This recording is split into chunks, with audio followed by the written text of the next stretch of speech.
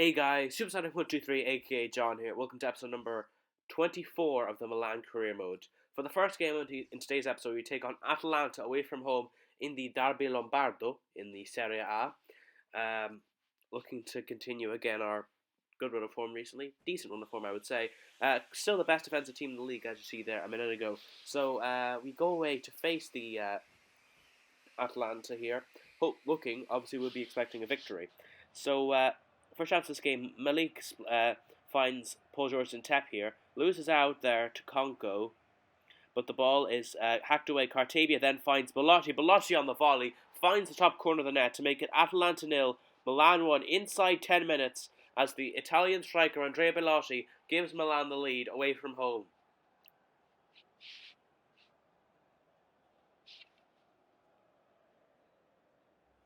So good build up here with the ball being picked up by the Argentine Federico Cartabia and a fantastic strike on the volley, on the half volley I should say, from the former Torino man Belotti as he allows the ball to hit the ground and then when it comes back up to him, leathers it into the top corner. Fantastic effort from the 23-year-old, and Belotti gets his third goal in the Serie A this season. I think that's what it says anyway.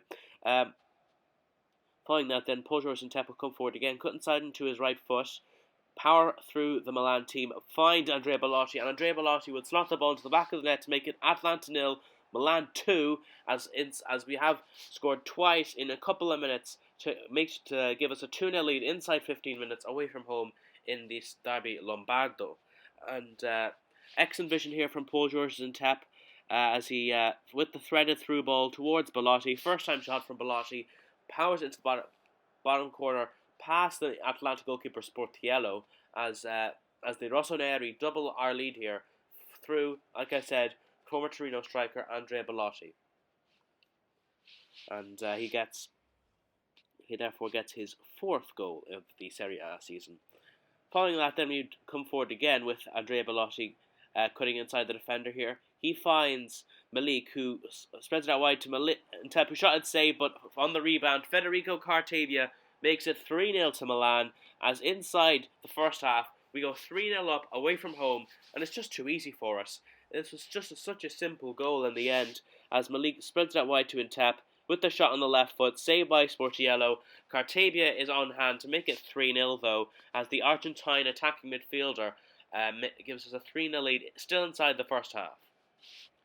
Then into the second half, then Atalanta will come forward with Gomez here, who would bring the ball into the box. Shall be blocked there by Antonelli as we go behind for a corner there, as Atalanta get their first real chance of the game there, as it is put behind by our left back Antonelli.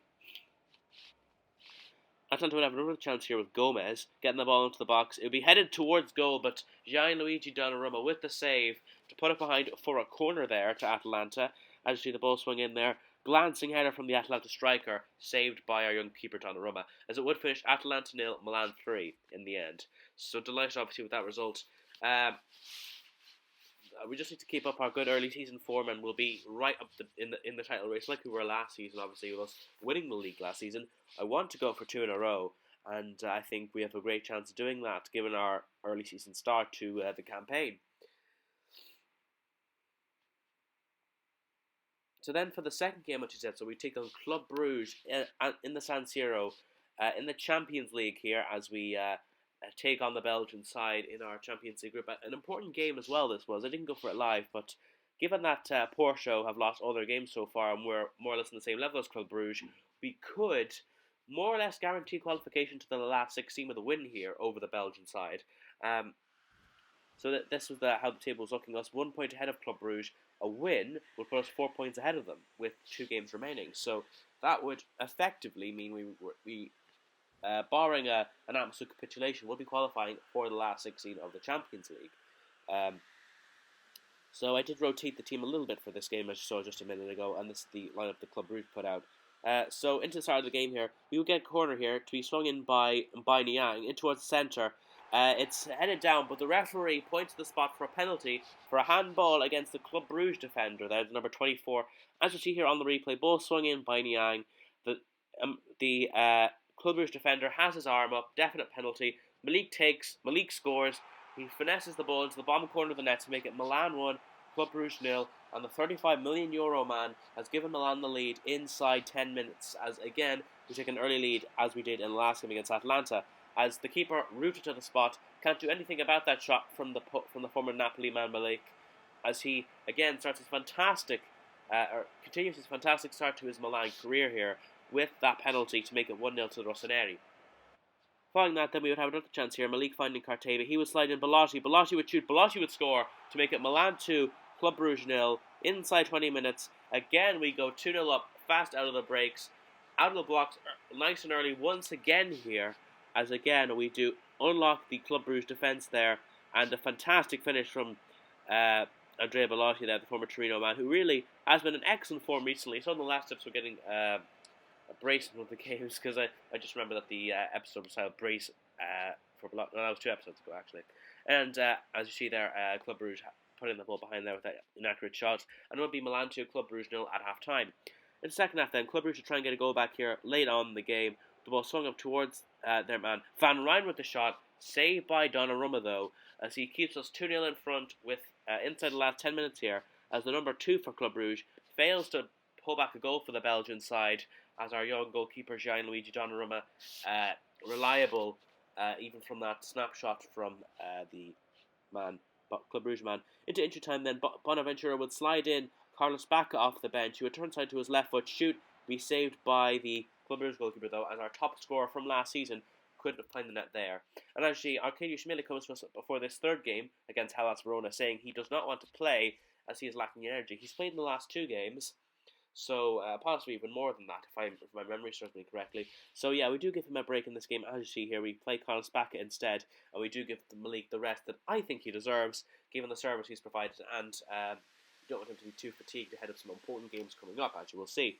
So this is the lineup that I decided to go with for this game against Hellas Verona in the Serie A, playing players like Mastor and Bacca and so on, and as we rotate the lineup once again, with fixtures coming thick and fast. Actually, Mastor would slide in Carlos Bacca here, who would shoot. It would go wide of the post, though, as he fails to make it 1-0. We fail to take the lead with our first chance of the game, as we have in the last 2 games, but as you know, the number 70 for Milan, wide of the post in the end.